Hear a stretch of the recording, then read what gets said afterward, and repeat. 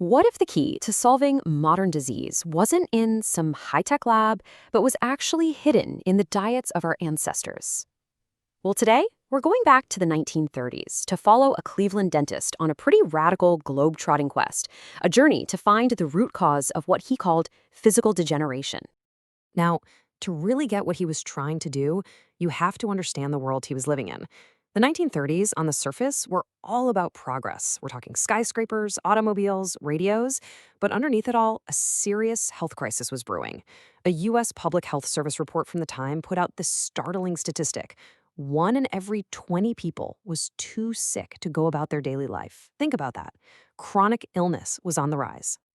And for one really observant dentist, a guy named Weston A. this wasn't just a bunch of random sicknesses. He saw a pattern. A systematic decline in the health of what he called modern civilization. And the scope of the problem he was seeing was just staggering. I mean, this went way beyond just the rampant tooth decay he was treating every day in his office.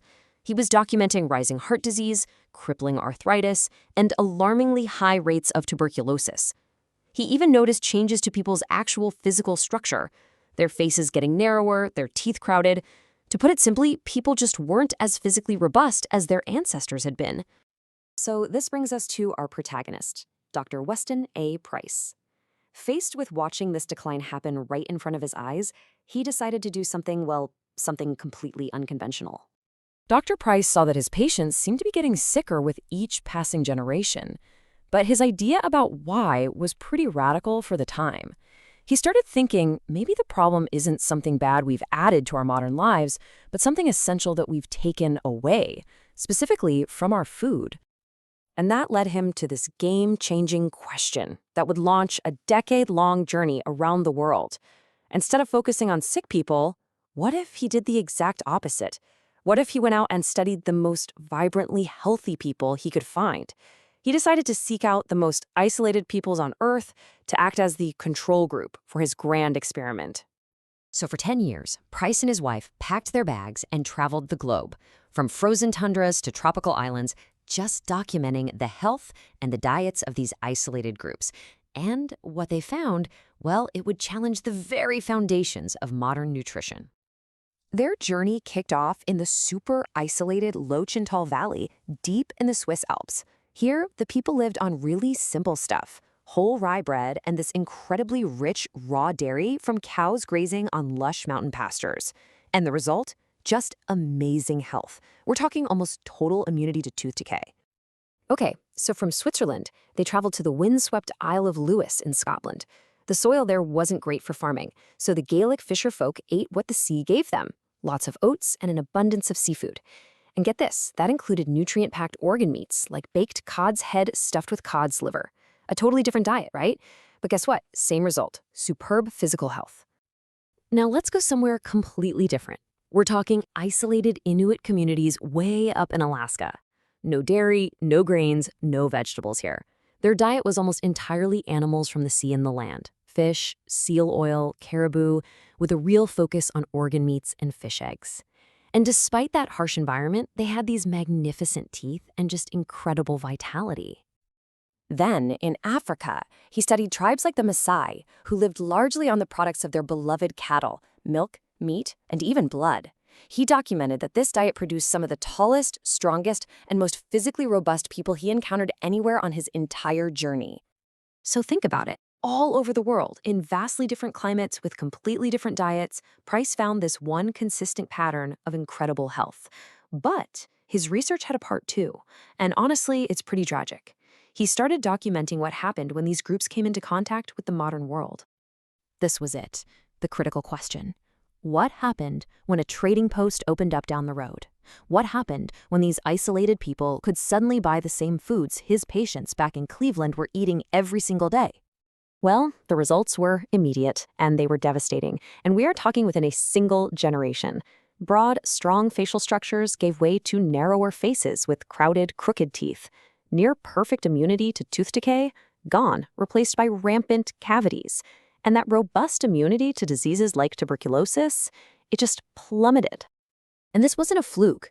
Price saw this exact same heartbreaking pattern repeat with stunning consistency all over the globe, among Polynesians, Native Americans, Melanesians, African tribes, you name it. The very first generation, the first to abandon their traditional diet for modern foods, suffered a catastrophic decline in health. So what were these modern foods? Price had a name for them: the displacing foods of modern commerce. We're talking about things like refined white flour, sugar, jams, canned goods, and processed vegetable oils. These cheap, convenient foods literally pushed out or displaced the nutrient-dense traditional staples like organ meats, whole grains, and fresh seafood. Okay, so after 10 years and thousands of miles, Price had collected a mountain of evidence. And he boiled it all down to one single, powerful, unifying theory. His conclusion was simple but totally profound. Physical degeneration, from cavities to chronic disease, it wasn't caused by your race or the climate you lived in, it was caused by nutrition. Specifically, the modern processed diet was just missing crucial nutrients, especially fat-soluble vitamins found in animal fats that were absolutely essential for building healthy bodies. And the consequences went so much deeper than just bad teeth.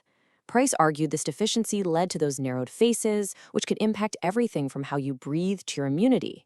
He documented a dramatic rise in difficult childbirths, and maybe saddest of all, he saw the loss of this ancient generational wisdom about the very foods you needed to build a healthy human being. And this is really the core takeaway from all his work. He believed our genetics, our heredity, hold the blueprint for a healthy body. But you can have the best blueprint in the world, and it won't matter if you don't have the right building materials. For Price, those essential building blocks came from a nutrient-dense diet, especially during development. Price published all of his incredible findings in a massive book, Nutrition and Physical Degeneration, back in 1939. And you know what? Its impact is still being felt today. Now, even though he was largely ignored by mainstream medicine in his own time, Price's work never really went away. Today, his ideas are a cornerstone for movements like the paleo diet, and they continue to fuel big debates about processed foods, ancestral wisdom, and that powerful connection between what we eat and how we thrive. And that leaves all of us with a final, powerful question to think about. Price's work suggests that the health of an entire generation can be fundamentally changed just by a shift in its food supply. It really forces us to ask, in our modern world, with all of its convenience and abundance, what essential wisdom about food have we forgotten?